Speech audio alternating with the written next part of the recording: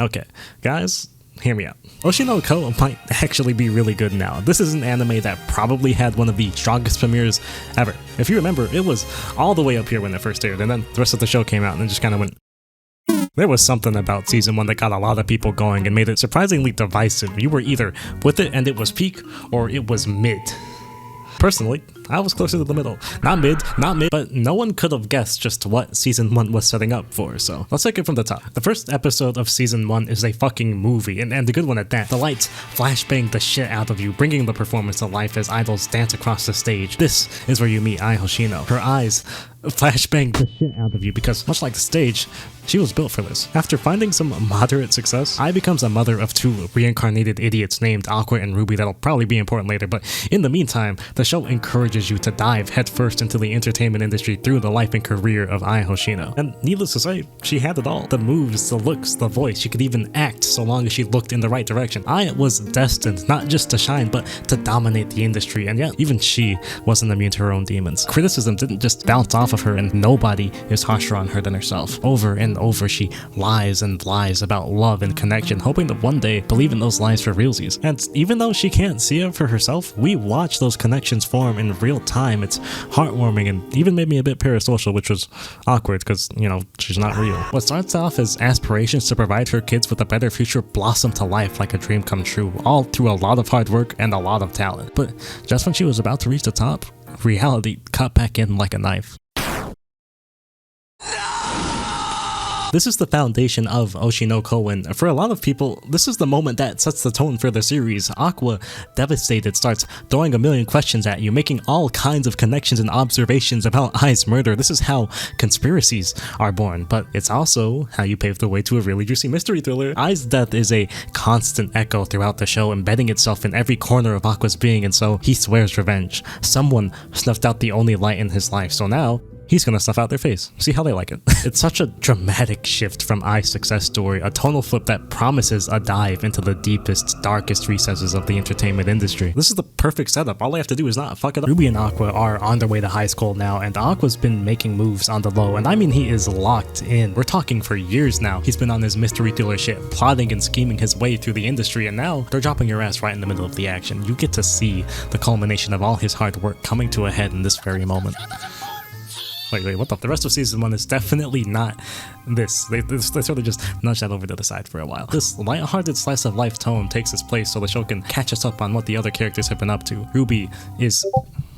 Someone's rolling on mood there, hold on a second. Ruby is an optimistic dreamer now, excited to follow in her mother's footsteps and become an idol, while Aqua is actively sabotaging her for fear of a repeat in history. It's that trauma rearing its head again, but then ultimately he fails, so it doesn't matter. Their caretaker is now the head of their talent agency as well as a wiki page for all things entertainment industry, and this is when you start to realize that this is not a deep dive or an expose on the darker side of the industry. This is just another story inside of it, so if that revenge-driven, conspiracy-laden thriller is what you were expecting leading into this, then I think it's best to leave those expectations at the door. What Oshi no Ko is good at is character drama. Just like with Ai, it takes you through the industry through the lens of entertainers and their experiences. You see people get left behind, people fighting to stay afloat, struggling to stay relevant. Some of these issues like leveraging a shelf life actor's legacy for profit, those are rooted within the industry, but Oshi no Ko isn't here to dive into those rabbit holes. It's here to take you through the mind and experience of the shelf life actor involved. This anime is at its best when it holds a mirror to all the shit talking you and I do about these shows online. People put their heart and soul into these works and performances that we only used to dunk on each other's taste on Twitter. But for the entertainers involved, for people like Akane, public perception and relevance is everything. We can't even begin to quantify the amount of pressure placed on these guys to perform, but I think Oshi no Ko gets pretty close. All it takes is one strongly worded comment to claw its way into your head, and suddenly you've got 50 counter arguments lined up while you're in the shower. I'm lucky enough that I don't really have to worry about this because I'm not a yapper. My videos are they're good, right? I like doing them, and you know, just because I talk, you know, it doesn't mean that like that's the AI definition. It's not get crazy, but oh god, I'm not a yapper though. I'm not. No. But when you get hundreds of thousands of those comments and they're actively challenging your livelihood, things start to get a little suffocating. And yet, when they finally snap, when it goes beyond just what we see on screen, somehow it's just another day of content. So please stop putting this on my screen, please. Most of what this show has to tell you about the industry, it tells you. And I think that's stupid. Ruby would just be all, hey, Aqua, I want to be an idol. I can't do those voices well. And then Aqua gets all, actually, you don't want to be an idol, Ruby, and I googled all the reasons why. You'll live a heavily restricted lifestyle, devoid of the fun things in life like drugs and alcohol.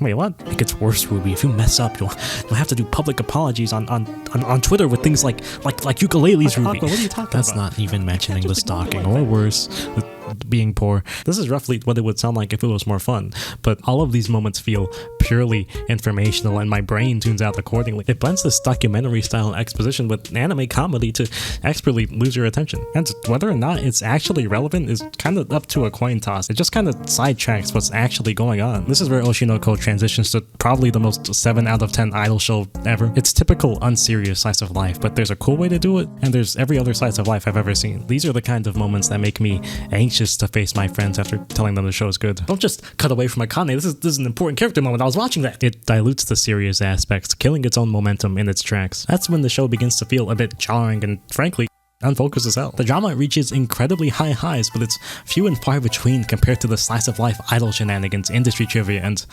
whatever the hell this is, I don't know. It doesn't seem like these genres like each other very much. The drama slows the mystery thriller to a crawl to get us thoroughly invested in these characters, all so the idol slice of life can 180 into what feels like an entirely different show. At some point, you begin to question what really matters here. This is probably around the time you started to see that split in the community. It just wasn't the story people thought it was setting up to be. It wasn't wrong, but I had to say it wasn't unrealistic, but it feels like it barely scratches the surface of just what goes on within the industry, and I also wasn't expecting fucking trivia either. Season 1 struggled hard because it opened 5 different lanes and lost focus. This is what happens when you try to balance your mystery thriller with your industry docudrama while also being a slice of life idol rom-com, and then you give it fantasy elements. It gets real tricky real quick, and eventually something's gotta give. All of this is to say that I had no idea what to expect from Season 2. I mean, I liked these characters, but with all the different genres stuffed into Season 1 alone, I didn't know if I could handle more of, this. But I stuck with it anyway because the characters are cute. And as it turns out, I was not familiar with Oshi no Ko's game.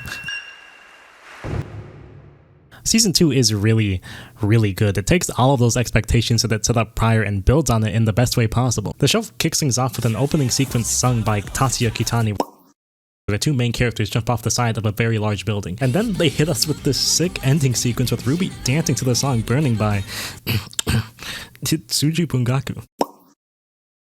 My whole fucking The show wastes no time getting into it. Right away, it whisks you into the rehearsal room and you go, ew, randos, ugh. But hold up. This time they might matter, not those guys. There's importance placed on what were previously background extras in Season 1. Production staff are a big addition here, driving home that this season is putting all of those marbles into this stage play. We're talking creative differences, acting struggles, fucking trauma. This season locked in with such a wide array of topics, and you'll notice it's all done in service of this one play. No longer are we caught between Death Note and Weenie Hut Juniors. This time we're going all the way to Weenie Hut General, and we're staying there because this season has focus. I actually think one of the better parts of this season was surprisingly the production side of the play. It put real human motivation behind key production members. At first, you're introduced to this adorable freak of nature because nobody does this shit, but it's anime, so it's cute now. Abiko Sensei is the mangaka behind the stage play source material, and the show immediately shoves you into her perspective. Why is this adaptation of my work about to suck complete ass? She wonders aloud, and you're stood right there beside her with your arms on your hips going, that's a really good question, Abiko Sensei. Why is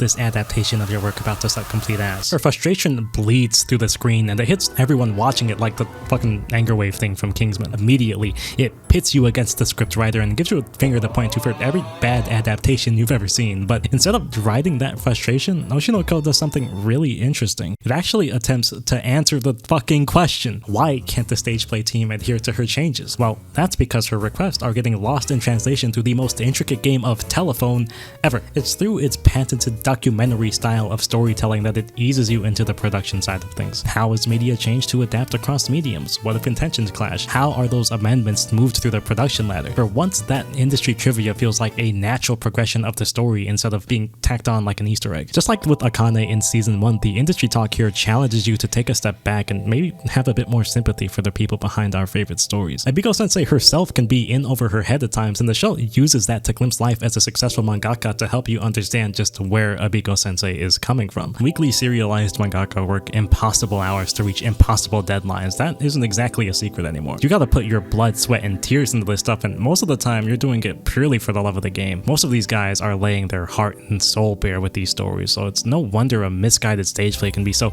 insulting to Abiko-sensei personally.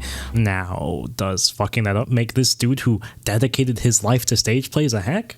No. Does that qualify Abiko to rework the script for a medium utterly foreign to her own?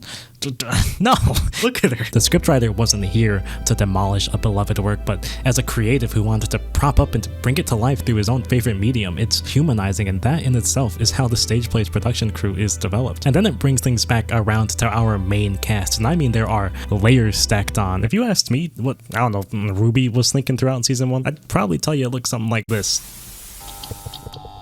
With exceptions, of course. But season 2 takes it that extra mile so you know where their heads are at, and it brings so much more to the table that I didn't even realize we were missing before. For the first time, Aqua and Ruby take a long, hard look at their past. That mystery thriller is back on the table. Finally, you get a peek behind Aqua's cold, calculated demeanor and see that he might be a bigger softie than he let on, just like he said back in season 1 when you weren't paying attention because it was so fucking boring. Even Ruby isn't just an optimistic wannabe idol anymore. She's determined and obsessive, but as powerful as that kind of ambition is, it can easily destroy you if you aren't careful. I think this season did a great job at tearing these guys apart and leaving us with their most vulnerable selves. Season 1 set them up, and season 2 knocked them down in a way that really gives us a good look into what these guys are all about beneath the surface. There's a moment that pulls the two of them back to the town from their past life, and it brings about this inherent, almost morbid curiosity that comes with revisiting a place tied so deeply to who you used to be. You'd wonder things like, how have things changed since I've been gone? What became of me? Did anyone ever learn what really happened? Seeing that idea explored was mesmerizing, and I don't think I've ever been more captivated by Oshinoko's sequences. This was such a great return to form for Oshinoko's main plotline after all this time, and hopefully it stays that way moving forward. This was the kind of stuff that really made Season 2 feel like Oshinoko as a series was finally coming into its own. Season 2 still has its usual, Oshinokoisms here and there, but this time around it felt more like a brief respite rather than something contending for the spotlight, and that leaves the show with its mystery, with its drama, and it even manages to fit the idol moments into its bigger picture. It spoke to the various aspects of the entertainment industry in a way that feels both organic and natural. Those are synonyms. And even though it's not an expose or a deep dive into the darkest, most corrupt corners of the industry, it's clear that this story is here just as much to explore that industry and inform you of its findings as it is to entertain. Everyone here has been caught in the thick of it. The industry is a gigantic beast, and its victims aren't always hiding within the grimiest recesses of its world. Sometimes they're right there in front of you, lying straight to your face. Season 1 may very well have been mid, but if that was the setup season it took for what's to come, then maybe it was worth it all along.